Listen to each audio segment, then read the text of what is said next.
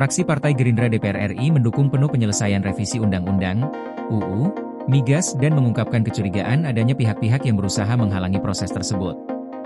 Sekretaris Fraksi Gerindra DPR, Bambang Haryadi, menilai bahwa ada pihak tertentu yang berupaya menggagalkan revisi RUU Migas yang sudah lama tertunda. Ia bahkan menyebut kemungkinan keterlibatan mafia migas yang tidak ingin perubahan ini terjadi.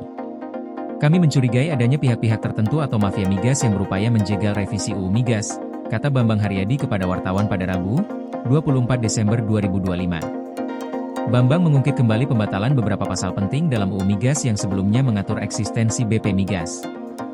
Mahkamah Konstitusi, MK, membatalkan pasal-pasal tersebut dengan alasan bertentangan dengan UUD 1945.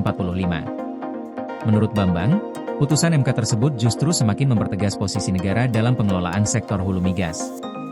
Ia berpendapat bahwa sudah saatnya revisi UU Migas kembali dibahas dan diselesaikan, mengingat pentingnya pengelolaan migas oleh negara untuk kepentingan masyarakat luas. Kami ingin revisi UU Migas ini segera dirampungkan, untuk memasukkan putusan MK yang mengamanatkan penguasaan dan pengusahaan hulu migas dari sumber daya alam kita dikuasai dan dikendalikan negara, ujar Bambang. Sebelumnya, RUU Migas sudah selesai dibahas di DPR pada periode 2014 hingga 2019 dan kemudian diserahkan kepada pemerintah. Pada Januari 2019, Surat Presiden, Surpres, terkait RUU Migas diterbitkan dan dikirimkan ke kementerian terkait. Namun, dalam proses tersebut, pemerintah disebut tidak menyertakan daftar inventarisasi masalah, DIM, sebagai lampiran dalam Surpres tersebut, yang menjadi salah satu kendala dalam kelanjutan pembahasan. RUU Migas pun kembali dibahas di DPR periode 2019 hingga 2024.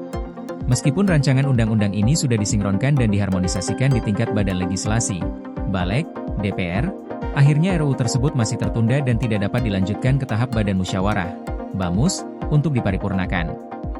Bambang juga menyoroti soal penggantian BP Migas dengan SKK Migas yang mengacu pada Perpres Nomor 9 Tahun 2013.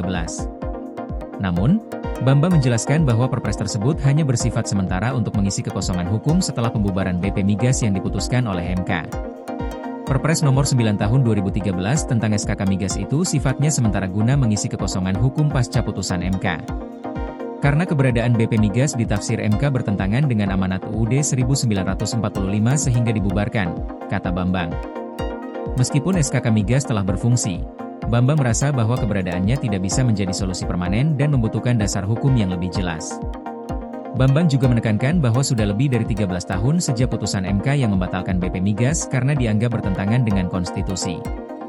Namun, hingga saat ini, pembahasan revisi UU Migas Koordinasi PLN dengan TNGL jelang Hari Kesaktian Pancasila, listrik terbangun, alam tetap lestari.